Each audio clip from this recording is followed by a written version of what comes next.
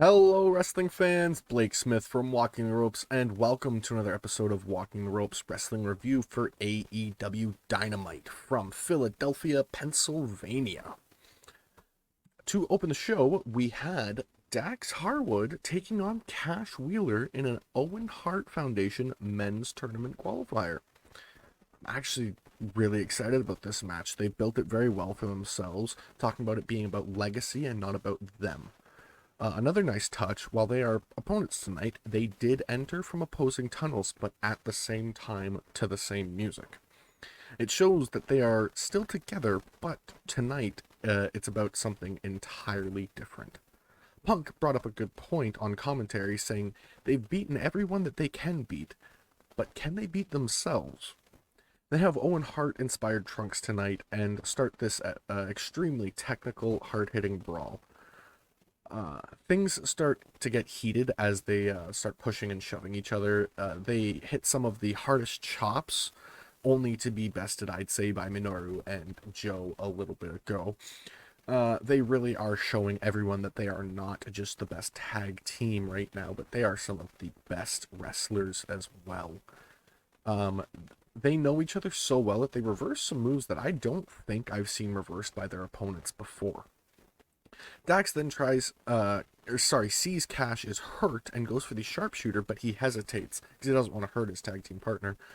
Cash then rolls up Dax, but at the last second, Dax shifts his weight, I guess you could say, getting it onto Cash's shoulders, and that gets the win.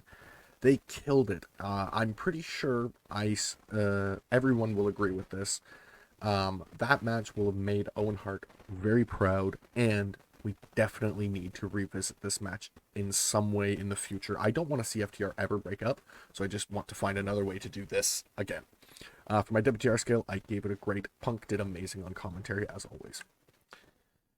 We then get a recap of what happened between CM Punk and Hangman Adam Page last week, and then we get the confirmation that CM Punk will take on Hangman Adam Page for the AEW World Championship at Double or Nothing on May 29th, I believe.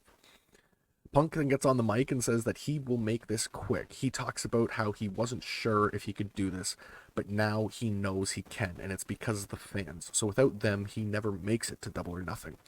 Win, lose, or draw, Page will know he's been in a fight with CM Punk. For my WTR skill, I gave that a grade. That was absolutely perfect build for that. I mean, we're going to be doing so much more until May 29th, but this is great to start out. Scorpio Sky then talks about this not being a coincidence that he has this match tonight. It's because he has put in the work, and tonight he will beat Sammy's ass and take back what is his tonight. My WTR scale, I gave this a good.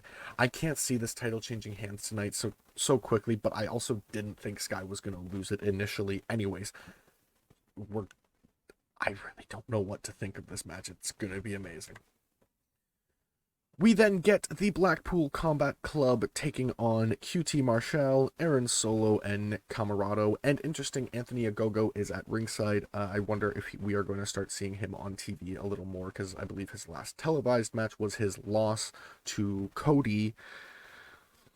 I want to say it was at like Revolution.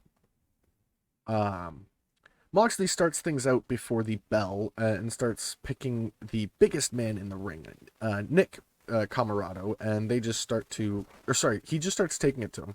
Nick then uses his size to overpower Moxley, but makes the mistake of tagging in Solo instead of just working over Moxley. Moxley instantly takes control again, beating down Solo, and then letting Yuta, with the awesome-looking blood-spattered trunks, showing just how he came to join the Blackpool Combat Club. He takes control. Yuta is now taking a beating as Nick came back in and just used his size to his advantage. He keeps on fighting, and Yuta has been showing from the start that he is full of heart. He fights his way to the corner after Moxley caused the distraction and a deep German suplex on QT from Yuta. Brian comes in and uses his kicks and chops and takes out everyone in sight. Solo then rolls up QT, rolls up Brian, but he turns it into the lapel lock, and then Brian and Mox take out QT while Solo is in the ring. Brian then gets tossed off the top, but then hits a big drop kick and tags in Yuta. Nick then tosses Yuta around the ring, and Yuta slips a sleeper using his size to make it difficult for Nick to actually get a hold of him.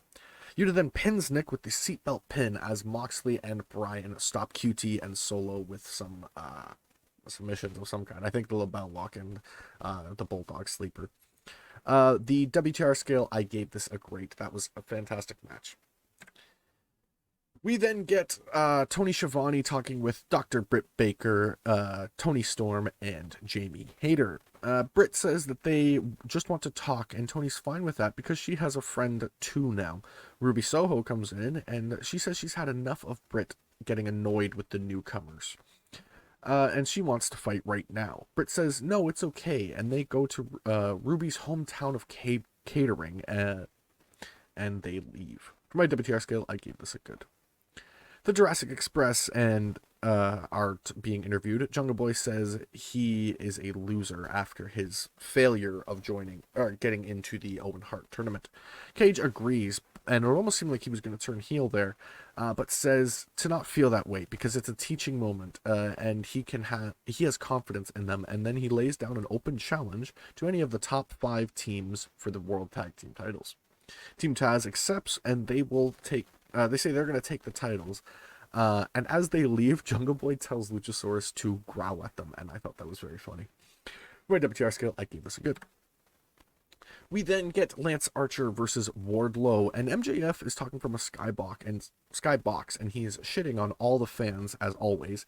He then has Wardlow once again enter to no music and handcuffed, surrounded by security. Before the match can even start, as Wardlow is getting uncuffed, Archer lands on all of the security and Wardlow, but then in the ring, Wardlow sprints at Archer and hits a Hurricane Rana, followed by flipping around the ring, hitting a big spear, and then slamming Archer down with authority. Oh my god, Wardlow is just hinting at what he can do in the ring, and I cannot wait for him to start just being allowed to do whatever the hell he wants. Wardlow goes for the powerbomb, but Archer fights out, and both men hit clothesline, knocking each other down. Archer starts to overpower Wardlow and then walks the ropes and hits a huge chokeslam and sets up for the blackout. He does hit it, but Wardlow actually kicks out and rolls it into a pin similar to how Moxley did. So Archer goes for another blackout, but Wardlow fights out and hits a senton bomb off of the top rope for a near fall, and then hits the powerbomb symphony as MJF screams on. Wardlow hits a total of 4 powerbombs for the win. The interesting thing, after the first powerbomb, he did look like he kind of got hurt, almost like Archer's gear kind of caught on his ear or something like that. I don't know, but it looked like he was a little in pain. But for my WTR scale, I gave this a great. We then get the Jericho Appreciation Society calling out Eddie Kingston and Santana and Ortiz. There is no physicality allowed tonight, according to commentary, but if my wrestling knowledge tells me anything, we have a table and we have chairs in the ring. Somebody's going through it. Angelo, cool hand Angelo Parker, talks about how sports entertainers are best for business. Ugh, that's bad memories. And then says that the AEW Galaxy, has their word that there will be no physicality, and then calls out Kingston, Santana, and Ortiz, who start tossing chairs around the ring and looking like we're about to get very physical. Jericho then says everyone is lucky to be living in the Jericho era and wants an apology for making Jericho no-show at Pittsburgh. Ortiz has something for him. He's looking around in his pockets and he flips off Jericho. He then has Santana look through everything, and Kingston tells him to look in his wallet. He finds it. It's a bird. Garcia's getting annoyed at all of this. He says it's all threats and it's not like they can actually hit each other, so they're all just here to talk. Kingston says he hates this shit. He doesn't care about the sports entertainer shit. He wants to fight, and he doesn't care if it's 5-on-3. Jericho reminds him that it is, in fact, 5-on-3.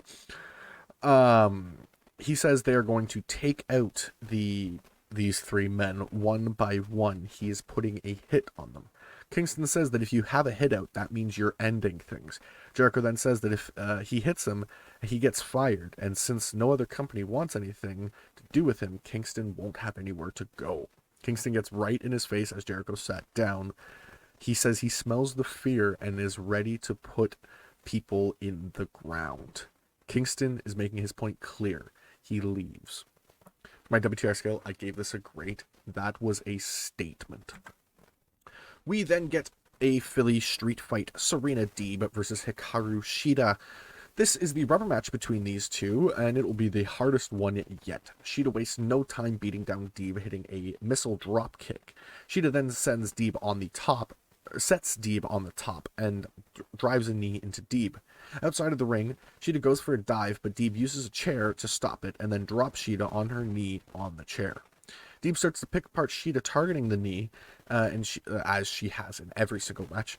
And Shida starts to come back, but not for long, as Deeb ties her up in the apron and hits her with a chair to the knee. Shida then flips Deeb around and right into the chair. Deeb then grabs some powder from under the ring. I'm assuming it's like weightlifting powder that they might have for like when you're setting up the ring, so that way you don't get blisters on your hands. She uses this to blind Shida, and she just starts to beat her with a kendo stick.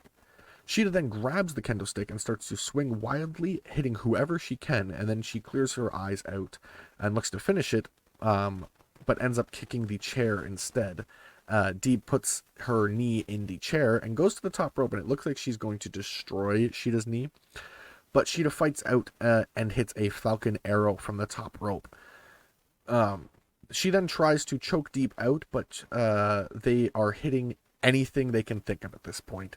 Deeb gouges the eyes out and then hits the Deeb Tox on the chair, but Shida kicks out, so Deeb puts on a Texas cloverleaf after smashing Shida's knee into the chair some more. She gets the win, and after the match, it is shown that Thunder Rosa was watching on, and she looked very impressed. So I wonder if Deeb is the next challenger for Rosa. For my WTR scale, I gave this a great. MJF, while he is pissed off, he has a plan. He makes a call and then says Wardlow's next opponent is smarter, better, and bigger than you, and you can't teach that. He's clearly hinting at current Impact star and former WWE star W. Morrissey, aka Big Cass. For my WTR scale, I gave this a great. That is going to be amazing. The House of Black have Fuego del Sol laid out on the stage, and they say that they told him to be scared of the shadows, and they go to unmask him when Alex Abrahantes appears in the ring, but I don't think it is Alex. It's the same hooded figure, but he's got the shovel in front of him. He's obscuring his face, and the way the mic is speaking, it doesn't sound, I know it sounds weird, it doesn't sound like it's coming from the center of the ring. They say that this has been planned and as the perfect moment to blindside the House of Black. Pac and Penta appear on the stage, followed by Alex in regular gear. Then behind them, the hooded figure is revealed to be Rey Fenix. The Death Triangle have reunited and they lay out the House of Black. But the House of Black almost looks impressed, as if they knew this was going to happen. For my WTR scale, I gave this a great. I can't wait to see where this feud goes. Swerve and Darby talk about their upcoming match to enter the Owen Hart tournament, and Swerve says he's looking forward to turning Rampage once again into Swerve's house. Darby says that he has been here since day one, and this is his house, and it will be his tournament as well. For my WTR scale, I gave this a good. We then get the Undisputed Elite the Undisputed Elite versus Dante Martin, Varsity Blondes, Lee Johnson, and Brock Anderson.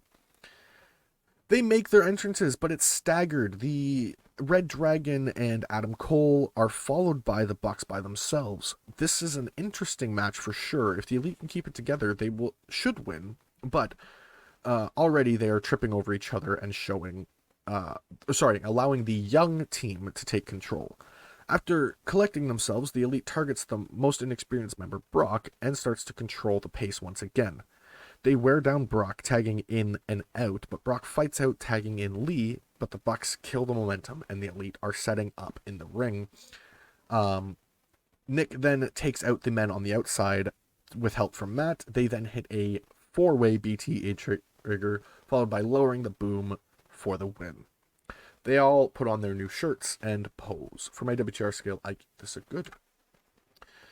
We cut backstage, and the JAS has laid out Santana and Ortiz, and they have Kingston held by his arms, and they light fire in his eyes and run. For my WTR scale, I gave that a good. That was a very good moment. I can't wait. I'm so excited about this feud. Samoa Joe and Trent Beretta talk about their upcoming match for the Ring of Honor World Television Championship, and Joe is not here to make friends. He is here to win. For my WTR scale, I gave that a good as well. We then get our main event of the evening, the TNT Championship ladder match. Sammy Guevara defending against Scorpio Sky. This match will be epic. The last time Sammy was in a ladder match, he beat Cody Rhodes and made him leave the company. I mean, technically, that's not a lie. Sky, though, has a serious chip on his shoulder and looks ready to do whatever it takes to take his TNT Championship back. They brawl on the stage right away, and Sky is wasting no time going to work. Sammy comes back, and he thinks he has it won, but he goes to the top, and Sky pulls him off the ladder, and they go back and forth in the ring. Sammy hits a corkscrew dive from the top of the ladder, but almost misses, and Ty gets involved to help Sammy, and allows him to grab another ladder, and both men are beaten and battered, but Sammy still goes to the top of the smaller ladder. He goes for what looks like a spear off of that to Sky, but Sky pulls the Sammy and hits a cutter off of the top of his ladder. Sky then grabs a ladder wrapped in barbed wire, but Sammy hits a Spanish fly on it instead. Sammy then grabs Dan and lets Ty kick him really hard in the dick. I felt so bad for Dan there. Paige Van Sant then comes in the ring and they brawl, and Sky and Paige beat down each other while Ty and Sammy are they eat big kicks after sorry. Sky and Paige beat down Ty and Sammy, and they eat big kicks after celebrating. I don't know why that got so jumbled in my brain. Both women put sleepers on their respective men as they climb the ladder, and they eventually fall off and kick each other out. Sammy looks like he has it won after kicking Sky off, but Sky dumps the ladder. Sammy smashes into the barbed wire, allowing Sky to climb up again. He fights Sammy off one more time, and then gets the win. Sky is the new TNT champion once again. For my WTR scale, I gave this a great. For my overall of the show, I gave it a great. That was an actually really well built. It felt important every single match. It was really well done. My segment of the night is the JAS versus Santana, Kingston, and Ortiz. That has been one of my top feuds for this. I've been enjoying it very much. My match of the night is definitely the ladder match, and my performers of the night go to Sky and Sammy, but as well it goes to Wardlow for impressing the hell out of me.